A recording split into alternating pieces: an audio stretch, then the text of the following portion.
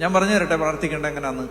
കർത്താവിന്റെ അടുത്തിരുന്നിട്ട് ഈ ഉള്ളിലുള്ളതെല്ലാം അതുപോലെ അങ്ങ് പറയുക. അതിന് പ്രാസവും വ്യാകരണവും ഭാഷയും അതിന്റെ വാക്യങ്ങളും അതിന്റെ ഭംഗിയും ഒന്നും നോക്കണ്ട നിങ്ങൾ.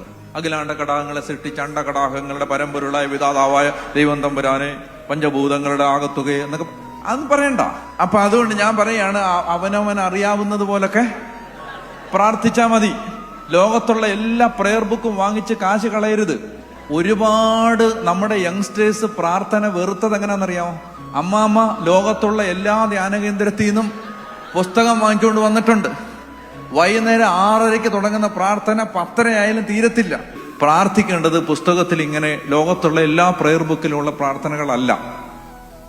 പ്രാർത്ഥിക്കേണ്ടത് നിന്റെ അവസ്ഥ കർത്താവിനോട് തുറന്ന് പറയുക. അറിയാവുന്ന പോലെ പറഞ്ഞാൽ മതി. കർത്താവേ, സഹിക്കാൻ പറ്റുന്നില്ല, എന്നെ കൊണ്ട് പറ്റുന്നില്ല, ഞാൻ എന്നാ ചെയ്യേണ്ടത്, എനിക്കൊരു വഴി കാണിച്ചതാ. എന്റെ കർത്താവേ, എന്റെ അവസ്ഥ ഇതാണ്.